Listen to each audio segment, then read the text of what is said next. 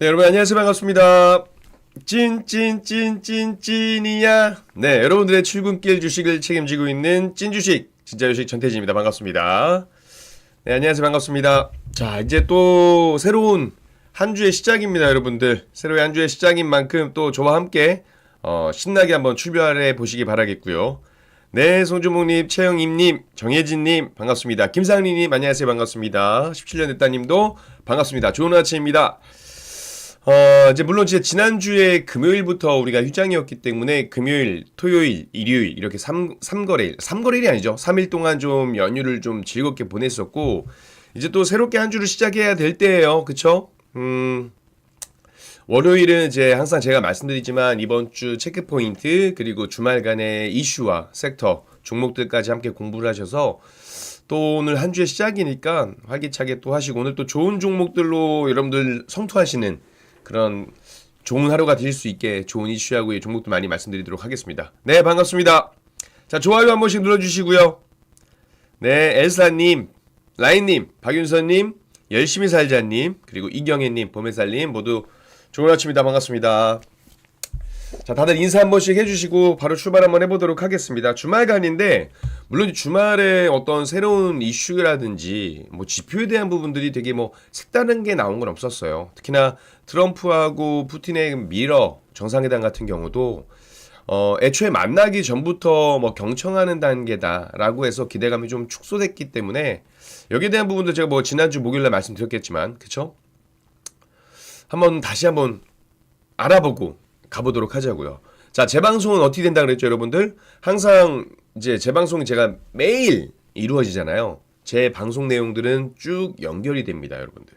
그래서 어떻게 아이러니하지만 하루를 빼먹어도 이해는 되고 아니면 또 빼먹었을 때 이해가 안 되는 내용들도 있어요. 그러니까 이왕이면 매일매일 제 방송 내용은 체크를 좀 해보시기 바라겠습니다. 혹시나 제 방송을 놓치신 분들은 제 개인 유튜브에 또 영상이 올라가니까 업로드 되니까 제 개인 유튜브 오셔가지고 확인해 보시면 좋을 거예요. 자, 구독, 좋아요, 알림 설정은 여러분들 사랑입니다. 아시겠죠? 네, 남재훈님, 백조님, 바람님, 김혜영님, 구성무님, 찔레공주님, 다니엘황님 아우 감사합니다. 선물 같은 하루 굉장히 좋은 것 같아요. 제가 오늘 써먹어도 되나요? 선물 같은 하루? 자, 여러분들 모두 선물 같은 하루 보내시기 바라겠습니다. 자, 진짜로 한번 출발해 보도록 할게요. 여러분들 좋아요 한 번씩 눌러주시고 출발 한번 해보도록 하겠습니다. 자, 첫 번째 디노씨님 안녕하세요. 반갑습니다. 일단 여러분들 아시다시피 이제 출근길 주식 저 전태진은 이제 금융투자업자가 아닌 유사투자 자문업자로 개별적인 투자 상담하고 자금 운용 불가합니다. 제가 제공해드리고 있는 모든 정보는 이제 투자 판단의 참고 자료로 원금 손실을 발송할 수 있고 그 손실은 투자자에 기속된다. 그리고 우리가 함께 공부하는 종목은 매수 추천이 아님을 다시 한번 말씀드리도록 하겠습니다. 자, 출발 한번 해보도록 하겠습니다. 자, 일단 이번 주 체크 포인트 먼저 보셔야겠죠. 그쵸? 일단 이번 주 체크 포인트 첫 번째 지정학적 리스크 해소 여부 이거는 봐야 돼요. 왜냐하면 결국 트럼프와 푸틴 미러 간의 정상회담이 특별한 소득 없이 끝났습니다. 근데 시장에서는 월가에서는 증권가에서는 어떻게 이해하고 있어요? 타코 트럼프가 지금 푸틴의 어떤 기세에 눌린 거고 푸틴의 어떤 그 요구 조건을 수용하면서 결국 트럼프가 양보를 했고 그러면서 이제 그 공이 젤렌스키 대통령 쪽으로 넘어갔다란 말이에요. 지금 흐름 자체가. 그쵸?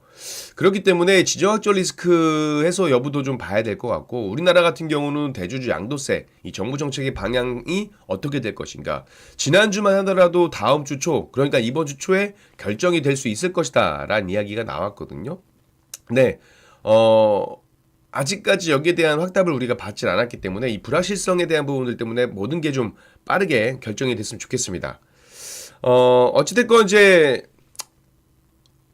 국내 같은 경우는 세제 개편안 논의가 투자 심리를 좀 흔들 수 있는 그런 변수로 꼽힐 수 있기 때문에 이건 좀 봐야 돼요. 특히나 법인세하고 거래세 인상 같은 경우가 영향이 좀 제한적일 수 있다라고 하지만 배당소득세 분리 과세, 양도세 요건 강화 이거는 자금의 유입을 제약할 수 있는 요소가 될 수 있습니다. 충분히 될 수가 있기 때문에 그러니까 특히나 배당주 중심으로 실망 매물이 출회됐던 흐름들을 본다라고 한다면 이건 좀 보셔야 될 거고, 그리고 7월 FOMC 의사록 공개, 그리고 22일, 23일 잭슨홀 미팅, 이거는 같이 좀 말씀드려보도록 할게요.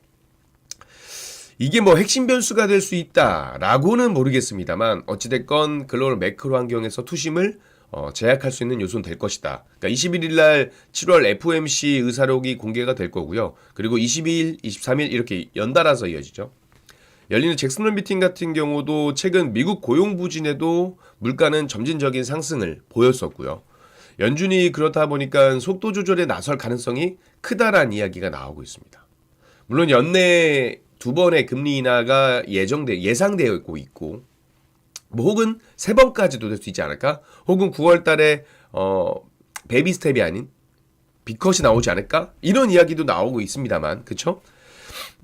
파월 의장의 발언이 비둘기파 기조를 유지할지는 이제 아무래도 이번에 여러 가지 대내 변수가 있기 때문에 녹록치 않다라고 생각을 하는 분들도 있고, 미국이 중국산 수입품에 대한 관세 유예를 90일 연장했습니다만 11월 중순 이후에는 또 재상승할 수 있는 가능성이 여전히 남아있다는 거겠죠. 중국의 7월 소매 판매와 산업 생산도 증가율이 둔화될 것으로 예상되는 부분들, 이런 것들을 보게 되면 어찌됐건 글로벌 매크로적으로도 조금은 조정에 대한 압박을 받을 수 있을 만한 요소들이 있다. 그러니까 이번 주는 딱 이 정도만 체크를 하시면 되지 않을까. 물론 이게 거의 다죠, 그쵸? 항상 지정학적 리스크, 이거는 물가 상승에 대한 부분들, 대주주 양도세는 우리나라 개별적으로, 그리고 FOMC하고 20일 이거 잭슨홀 미팅은 금리 기조를 할 수 있는 거니까 따지고 보면 지난주, 지지난주, 지난달 항상 같은 이야기였습니다. 그쵸? 이런 부분들이고, 자, 주말간 뉴욕 증시도 잠깐만 또 보면서 가도록 하겠습니다. 자, 일단 뉴욕 증시 다우지수는 강보합 마감, 나스닥은 약보합, 그리고 S&P 500도 약보합, 그러니까 혼조세 마감을 보였었고요. PBG맵을 좀 본다 하더라도, 자, 매그니피센트 7 종목 중에 구글과 메타, 아마존 이런 게 강보합했던 종목들을 제외하고는 엔비디아 거의 뭐 1% 가까이 빠졌고, 테슬라도 1.5% 정도 빠졌습니다. 마이크로소프트도 0.44% 빠졌고요. 자, 미증시 간단하게 보면 결국 미국 시장은요, 7월 미국 소매 판매가 괜찮게 나와서 호조가 됐고, 그리고 소비 심리는 악화가 됐습니다. 그러니까 경제 지표라든지 이 관세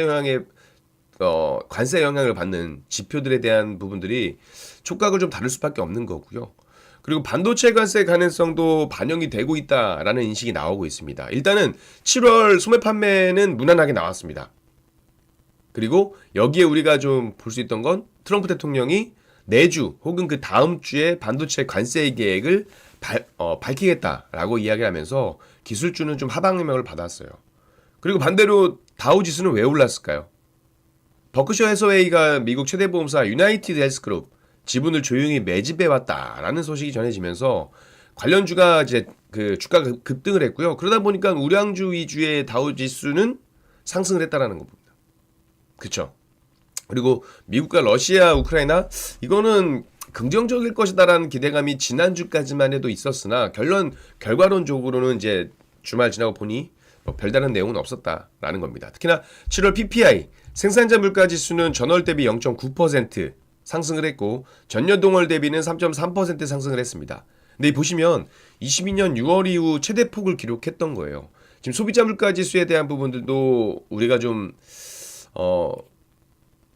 뭐 일단 지표들은 계속 다르게 나오는 부분들이 있습니다만 어찌됐건 이 생산자 물가 지수도 조금은 올랐다. 그러니까는 당초에 예상했던 0.2% 상승을 점쳤지만 그것보다 크게 상회하는 결과가 나왔습니다. 제가 금요일 날 지수를 좀 보다 기술주들 하락하는 걸 보고 놀래긴 했습니다. 왜 놀랬는지를 일단 그 체크를 해보면 결국 지난주 금요일은 이 생산자 물가 지수에 영향이 좀 있었다라고 보시면 좋을 것 같고 7월 미국 소매 판매도 전월 대비 0.5% 증가한 7,263억 달러로 집계가 됐습니다. 일단은 전망치에 예상치에는 부합했었던 부분들이고 6월 전월비 소매 판매 증가율은 0.6에서 0.9로 상향 조정됐습니다.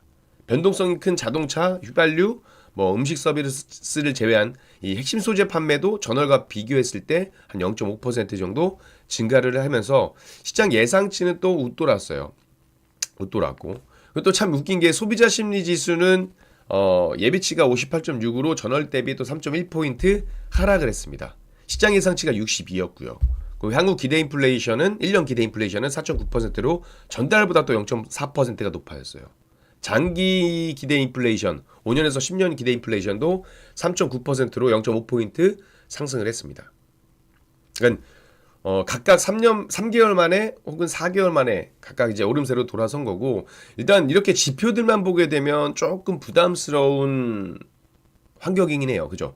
소비자 심리 지수는 악화되고 기대 인플레이션은 올라가고 PPI 생산자 물가지수도 올라갔기 때문에 또 다음 달에 지표가 어떻게 나올지 뭐 지켜는 봐야겠습니다만, 일단 이 지표들만을 가지고 본다라고 한다면 파월 의장이 비둘기파적인 발언을 할지는 조금 미지수이지 않을까. 그래서 좀 지켜봐야 된다. 이렇게 말씀을 드리도록 하겠습니다. 이해하시겠죠, 여러분들? 지표들은 엇갈림하게 나오면서 계속 연준의 스탠스를 확인해 볼 수 있을 만한 부분들, 그러니까 우리가 어떻게 보면 미리 예상한다라기보단 결국 그 시기가 올 때까지 기다려보는 수밖에 없다라는 겁니다. 그래도 그 와중에 이렇게 이슈가 되고 중심이 되는 섹터들, 주도주가 되는 종목들 혹은 개별적인 종목들이 순환매가 되고 있기 때문에 우리는 뭐 그렇다면 이 이슈라든지 일정이라든지 스케줄 매매를 활용한 전략을 가져가면 여러분들 분명히 좋은 전략 가져가실 수 있고 좋은 수익 만들 수 있을 거다라고 저는 생각을 하고 있습니다. 자, 일단 첫 번째 이슈를 한번 보도록 할게요. 일단은 미국 러시아 정상회담에 대한 이야기는 한번 짚고 넘어갈 필요가 있습니다. 왜냐면 제가 헤드라인 기사를 보시면 알지만 유럽의 정상들이 대거 미국행을 간다라는 게 헤드라인이었어요. 그러니까 유럽 정상들이 왜 미국을 가냐는 거예요. 왜? 일단은 젤렌스키 대통령은 트럼프 대통령과 만나기로 했고 18일 날 현재 시간이니까 유럽 정상들은 왜 가느냐? 왜 가느냐? 이걸 한번 알아보도록 하겠습니다. 그래서 우리가 어떤 내용들을 좀 보아야 되고 어떤 섹터들을 봐야 되는지, 재건주를 그럼 계속해서 봐야 되는지 이런 것들도 좀 같이 보셔야 될 것 같아요. 지난주에 재건주 경협주 얘기했다고 별로라고 하는 분이 있었는데 경협주 좋지 않았나요? 일단은 한번 보겠습니다.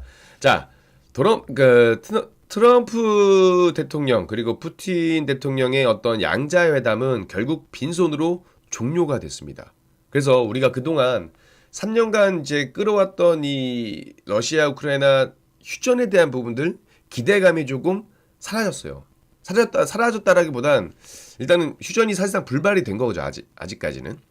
그리고 이제 결국 이제 미국과 이제 러시아는 러시아가 점령한 이 우크라이나 영토 인정 문제라든지 혹은 우크라이나의 안전 보장 이런 쟁점에서 의견을 좀 좁히지 못한 채 결렬됐다라는 이야기가 나오고 있습니다. 어쨌든 트럼프 대통령은 이번 회담을 통해서 원래는 이제 휴전에 좀 어느 정도 협의가 된 후에 젤렌스키 대통령이 참여하는 이 3자 회담을 추진하려고 했었습니다. 그죠? 그래서 종전까지 좀 논의를 이어갈 방침이었습니다. 참 트럼프 대통령이 당선되고 2개월이면 종료할 수 있다라고 했던 부분들이 지금 계속해서 지연되고 있는 부분들이고, 다만 근데 보면 트럼프 대통령이 이야기했던 내용들, 뭐 이민자 추방이라든지 불법 이민자 추방이라든지 관세에 대한 부분들 이런 것들을 추진하는 거 보면 결국 궁극적으로는 휴전에 대한 이야기가 결국 다다르지 않을까라는 전 생각을 좀 개인적으로는 하고 있습니다. 아시겠죠? 어쨌든 트럼프 대통령이 생산적인 대화를 나눴다라고 어떤 자화자찬 자평을 좀 하긴 했습니다만 어떤 휴전 합의에 대한 언급들은 없었기 때문에 실망감이 조금 출해될 수 있는 부분들이 있다. 이런 부분들을 좀 보셔야 될 것 같아요. 그리고 특히나 추가 회담에 대한 구체적인 일정도 나온 게 없습니다. 맞죠? 근데 뭐 트럼프 대통령이 그랬습니다. 합의에 도달하지 않았지만 뭐 합의점에 도달할 가능성이 매우 크다. 뭐 후속 협상에 대한 여지를 남겨놨고요. 나토에 뭐 전화할 것이다. 뭐 이런 이야기를 쭉쭉쭉쭉 했습니다. 그러면서 회담에 대한 내용들을 이제 공유하는 그런 어떤 시간들을 좀 가졌었는데 결국 그거예요. 그 회담 결과를 바탕으로 해서 러시아에 반대하는 그 반대편 진영 의견 수렴에 나설 것이다 라고 시사를 했던 부분이거든요. 뭐 어찌됐건 그렇게 됐고, 어찌됐건 이제 제가 어찌됐건이라는 얘기를 많이 하지만 결론적으로 젤렌스키 대통령이 이제 트럼프 대통령을 만나야 되는 상황이에요. 만나야 되는 상황인데 유럽 지도자들이 대거 동행을 한다고 합니다. 이게 잘 보셔야 돼요, 여러분들. 대거 동행을 하는데 젤렌스키 대통령이 요청을 했다라고 해요. 유럽 지도자들, 예를 들어서 마르크 리터 나토 사무총장, 뭐 메르츠 독일 총리, 마크롱 대통령, 프랑스 대통령, 그리고 트럼프 대통령하고 골프로 친분을 쌓은 것으로 알려진 핀란드 대통령, 그리고 유럽연합 집행위원장이 함께 동행을 한다라고 합니다.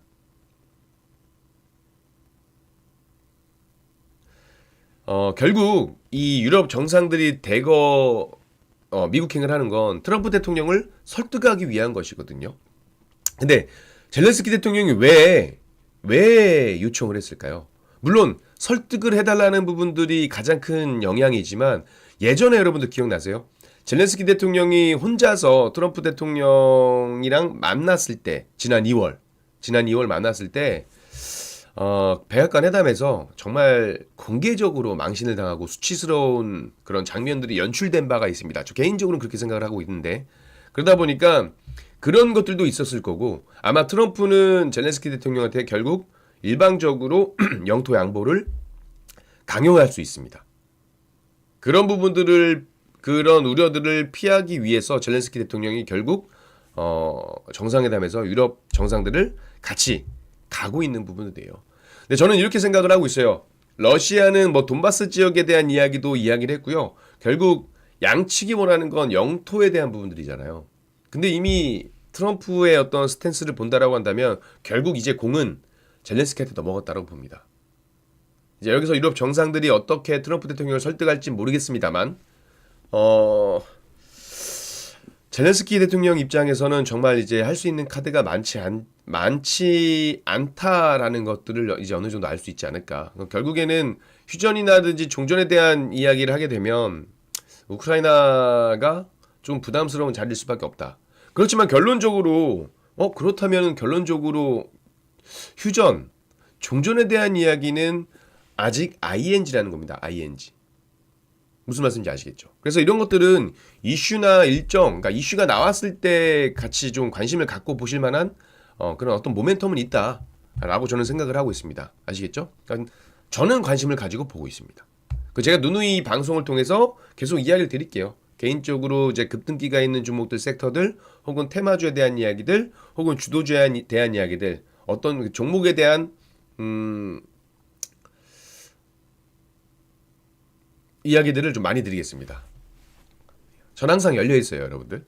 잘못된 한 수, 어떤 면에서 잘못된 한 수라고 말씀하시는지 모르겠지만 참 녹록치가 않다. 그쵸? 두 번째, 미국 관세 불확실성 여전히 남아있다. 철, 알루미늄, 반도체 관세에 대한 이야기인데, 이것도 특별하게 말씀드리면 반도체 관련해서 좀 이야기를 좀 연장선 상황에서 말씀드리려고 이 이슈를 좀 가지고 와봤어요. 그래서 이것들도 계속해서 한번 이야기 나올 건데, 일단 트럼프 행정부에서요, 철강, 알루미늄 수입품에 대해서 50% 관세를 부과하는 이 범위를 확대하겠다고 밝혔습니다. 관세는 부과하고 있고요. 그 대상 범위를 확대한다는 겁니다. 15일 날 발표를 했고, 품목에 대한 관세는 이제 18일자로 발효가 됩니다. 그리고 상무부에서 이날 연방 관보 공지를 통해서 산업안보국이 미국 수입품 품목 코드에 제품 코드 407개를 추가한다라고 밝혔습니다. 407개를 밝힌다는 거예요, 여러분들. 확대한다는 거예요, 확대. 그래서 철강, 알루미늄을 포함하는 파생 제품이 대거 이제 관세 부과 대상으로 추가로 지정됐다라는 겁니다. 물론 이제 철강이라든지 알루미늄을 포함하지 않은 구성품에 대해서는 트럼프 대통령이 국가별로 부과한 기존 관세율을 적용한다라고 덧붙였습니다. 이게 무슨 얘기냐면, 쉽게 말씀드리면 파생 상품에 대한 품목 관세, 그러니까 해당 제품에 철강, 알루미늄이 포함된 비중만큼만 적용을 한다는 거예요. 비중만큼만. 예를 들어서 1,000만 원이 할까요? 1,000만 원짜리 부품이 있는데 여기에 철강이라든지 알루미늄 비율이 40% 정도가 포함이 돼 있다. 비중이. 그러면 품목관세 이 400만 원, 1000만 원이니까 400만 원이 되겠죠. 400만 원은 품목관세 50%가 적용이 되고 나머지 600만 원에 대해서는 관세가 15%만 매겨지는 형식입니다. 이렇게 이해를 하시면 돼요, 여러분들. 쉽죠? 1000만 원에 400만 원 비중대로 400만 원이면 400만 원에 대해서는 50%, 그 외에는 그냥 그대로 상호관세 15% 이렇게 매겨진다라고 보여주면 좋을 것 같고요. 어쨌든 부과 중이잖아요, 그죠? 50%는 부과 중인 내용들이고, 이 이야기는 그 전에 한번 비슷하게 나왔던 내용입니다. 다만 여기서 확대가 됐다라는 얘기는 부담이 될 수밖에 없어요, 그렇죠? 근데 저는 이제 이건 어쩔 수 없는 거고, 그다음 또 하나 나온 게 뭐냐면, 트럼프 대통령이 내주, 그러니까 다음 주 혹은 그 다음 주에 철강과 반도체 관세를 설정할 거다라고 이야기했습니다. 2주 안에 어쨌든 반도체 관세 정책을 발표하겠다라고 이야기를 했고요.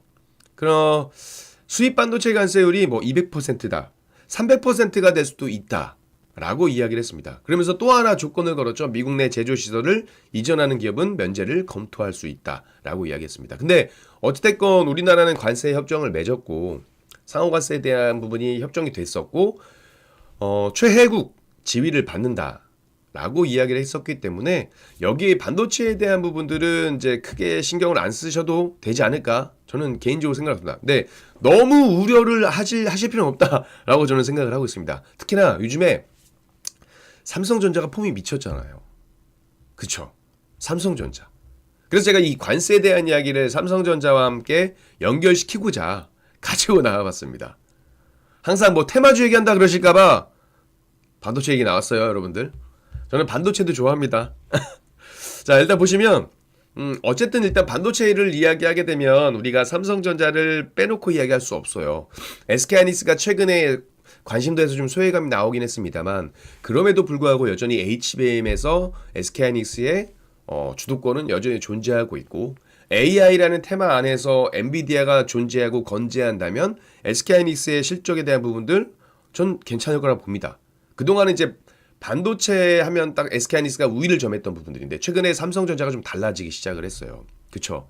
여기 중심에는 어쨌든 이재용 삼성전자 회장이 있을 겁니다. 물론 사법 리스크가 해소가 됐다라는 부분 자체도 호재로 작용이 될 거다. 앞으로 삼성전자가 어떤 사업적인 진행을 하는 데 있어서 걸림돌이 하나 제외가 됐다라고 이전에 한번 말씀드린 적은 있어요.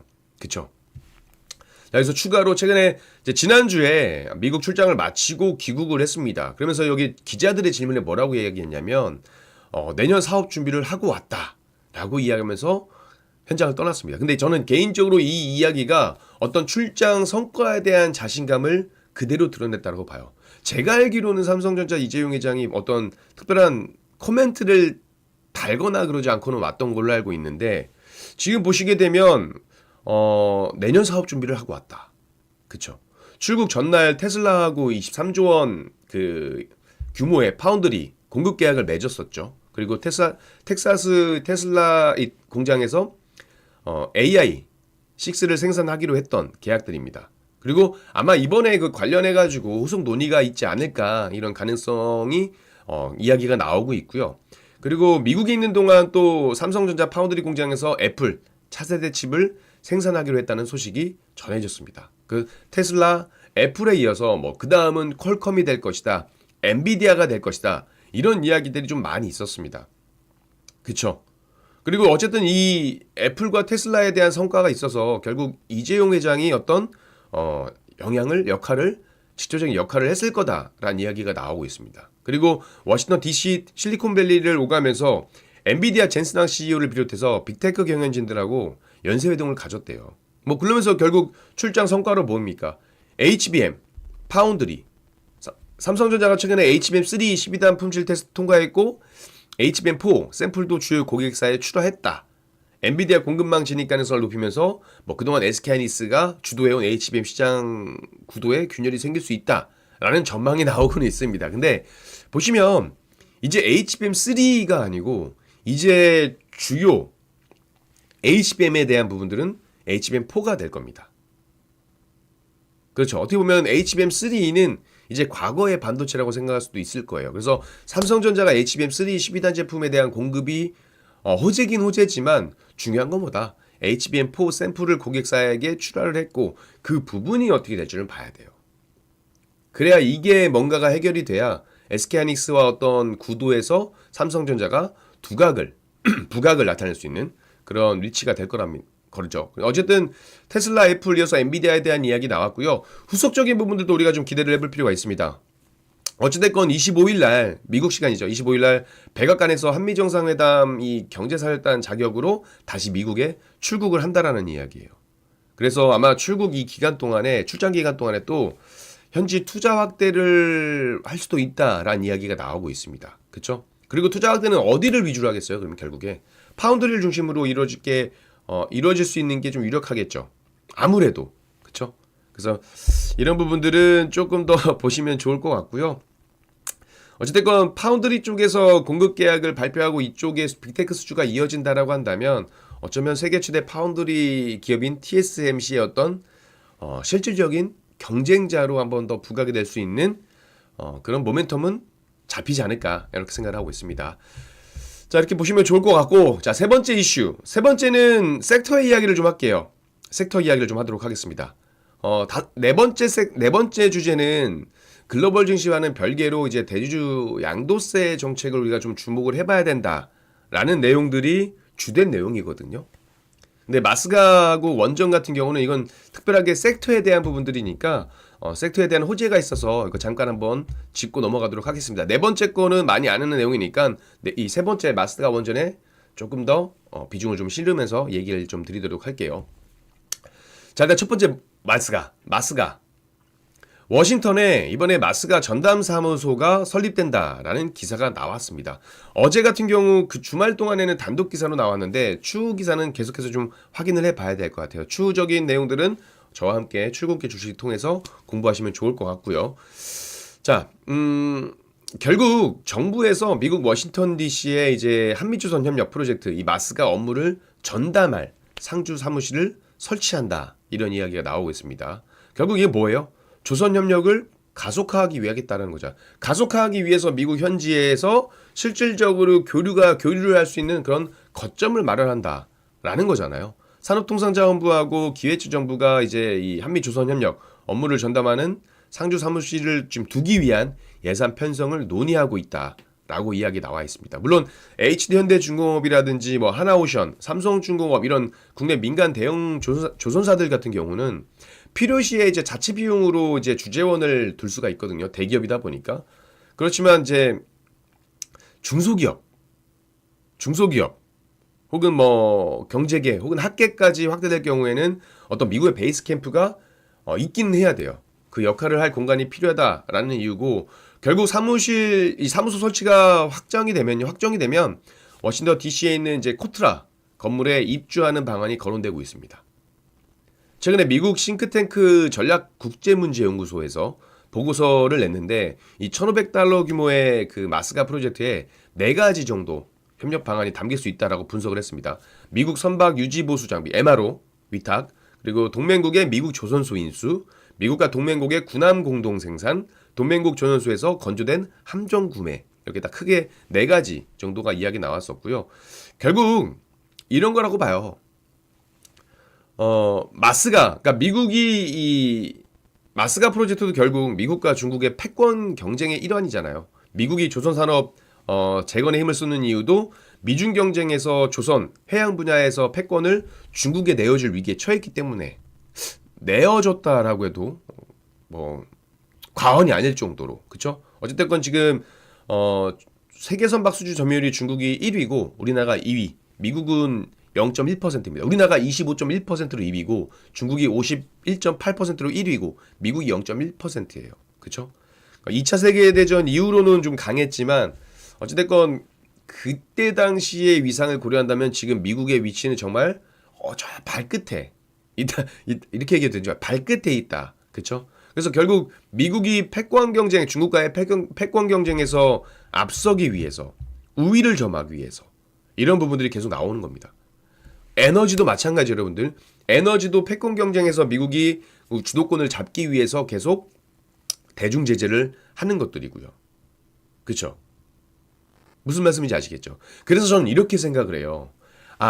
다른 건 모르겠지만 지금 미국이 중국과의 어떤 패권 경쟁을 통해서 미국을 제재하는 부분들이 있잖아요. 이 관련된 산업들은 올라갈 수밖에 없지 않을까? 결국 미국이 주도로 하고 중심으로 하고 있는 산업들은 주가에 대한 부분들도 긍정적일 수 있지 않을까? 그래서 관심을 가지고 보셔야 된다는 겁니다. 결국 어떤 거? 미국이 중국을 견제하는 산업에 대한 관심이 필요하다는 겁니다. 단적인 걸로 뭐 있어요? 다이렉트로 말씀드리면 지난주에 여러분들 보세요. 9월 달부터 생물보안법에 대한 제출이 들어갔습니다. 생물보안법, 제약바이오, 그쵸? 이런 거 봐야겠죠. 그리고 또 뭐 있어요? 마스가 말고 원전 르네상스, 미국을 중심으로 주도로 하고 있는 사업들. 원전은 또 뭐가 호재가 있어요, 여러분들? 이재명 대통령이 최근에 베트남하고 정상회담을 통해서 원전 사업의 협력을 강화했습니다. 그러면서 기관 투자자들의 원전 매집이 들어왔다라는 부분들이에요. 물론 이제 베트남 원전 시장 개척을 통해서 이걸 우리가 동력 삼아가지고 향후 유럽이라든지 이런 해외 수주 확대가 기대될 수 있습니다. 아까 기관의 매집이 들어왔다고 했잖아요. 지난 17일 한국거래소에 따르면 기관이 베트남 정상회담이 있었던 11일부터 14일까지 종목적인 부분은 한전기술 248억 원, 삼성 E&A 164억 원, 한전 KPS 62억 원 등을 순매수했다라고 발표한 내용들이 있습니다. 베트남과 원전 협력에 대한 부분들이 확대돼가는 부분들이고 이제 이게 결국 이제 원전 르네상스를 시작으로 쭉쭉쭉쭉 이어지지 않을까라고 저는 생각을 하고 있습니다. 그리고 여러분도 아시다시피 올 상반기 체코 원전 수주라든지 이런 호재가 계속되어 나오면서 원전 관련주에 대한 관심이 높아졌잖아요. 대표적인 종목 두산 에너빌리티 같은 경우도 이 주식을 보유한 소액주주 수가 반년 만에 50% 이상 늘어났습니다. 그만큼 기관과 개인의 관심이 높게 이루어지고 있다라는 부분들이에요. 그래서 이런 쪽, 그러니까 결국 미국이 중국을 제재하고 억제하는 산업들, 그러면서 반사수혜를 받을 수 있는 섹터들을 공부해보시면 좋지 않을까. 저는 개인적으로 이렇게 생각하고 있습니다. 물론 주도주 반도체, 2차전지, 제약바이오 주도주는 당연히 봐야겠죠. 근데 그거 말고 여러분들이 개별적인 종목군에서 어떤 흐름을 본다라고 한다면 제가 지금 말씀드렸던 미중 패권 경쟁에서 수혜를 받을 수 있는, 한국이 수혜를 받을 수 있는 그런 섹터와 종목들을 보시면 여러분들 주도주뿐만이 아니고 개별적인 종목들도 많이 도움받을 수 있지 않을까 이렇게 생각을 하고 있습니다. 그리고 왜 나머지 네 번째는 대주주 양도세 정책에 대한 부분들인데 이건 그렇게 중요한 것도 아니고 또 지난주에 한번 쭉 말씀드렸으니까 이 부분도 한번 참고를 해보시면 좋겠다라고 간단하게 말씀드리고, 자, 제 방송 못 보신 분들은 제 유튜브에 또 이 방송이 올라오니까 확인해 보시면 됩니다. 아시겠죠? 자, 여러분들 오늘 하루 새로운 한 주의 시작입니다. 여러분들 새로운 한 주 파이팅 하시고 성투하시기 바랄게요. 그리고 오늘 선물 같은 하루 보내시기 바라겠습니다. 아시겠죠? 자, 지금까지 여러분들의 출근길 주식을 책임지고 있는 진짜 주식 전태진이었습니다. 감사합니다. 성투하세요, 여러분들.